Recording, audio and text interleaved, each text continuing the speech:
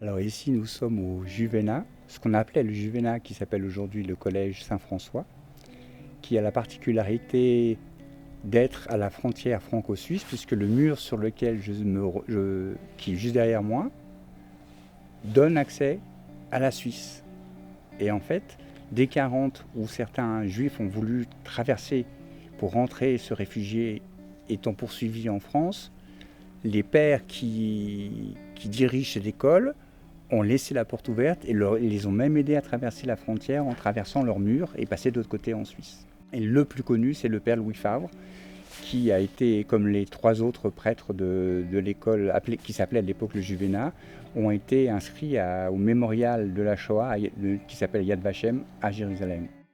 Quand on sait que grâce au père Favre, il y a quand même 2000 personnes qui ont été sauvées, qu'on sait que des résistants sont passés, et qu'il a refusé de prioriser qui que ce soit et qu'il a préféré se faire fusiller dans la forêt d'Annecy plutôt que de risquer que d'autres soient fusillés à sa place, c'est assez émouvant. Et c'est ce que je voulais faire dans mes livres, c'est qu'on parlait de tout. Alors le père Favre est certainement l'un des plus connus, mais de tous ces héros qui sont dans mon livre, que ce soit le tome 1, Les espionnes de Salève, que ce soit Bletchley Park, le tome 2, ou le troisième qui arrive en avril, qui s'appelle Le Pacte Allen-Dulles, 90% de ces gens ont existé. Et souvent sont complètement anonymes. Tout à l'heure, on est passé devant la maison de Irène Gubier. Qui connaît Irène Gubier aujourd'hui en France ou en Suisse? Or, grâce à elle, on a fait passer au passage des ambassadeurs, qui était donc sa maison au-dessus du Foron, on a fait passer énormément de gens et énormément de résistants. Et c'est ce qui, moi, m'importait beaucoup, même si ça reste des fictions d'espionnage, je voulais quand même qu'on pense à ces gens qui se sont sacrifiés d'une manière ou d'une autre. On a bien vu que Irène a fini quand même au camp de Ravensbrück. Le père Favre a été assassiné. Donc il y a des gens, d'autres qui sont restés vivants, mais il y a des gens qui l'ont payé de leur vie de vouloir sauver X, Y, Z qu'ils ne connaissaient pas.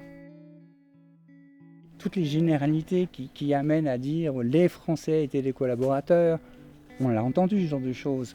Les Suisses ont aidé les Allemands, mais on ne parle jamais de l'acier des tanks allemands faits par la Suède. Alors déjà, ces généralités, ça me fait un peu sourire. Et puis, quand il y a un rapport suisse de 11 000 pages qui détaille sur 10 999,5 pages le rôle désagréable de différentes personnes, de différentes institutions, entreprises suisses pour les Allemands et que fait qu'une demi-page pour tous ces gens qui sont le long de la frontière. Mais il n'y a pas que Genève, hein. Il y a aussi au niveau de Neuchâtel, les Verrières, il y a du côté de Bâle, du territoire belfortain.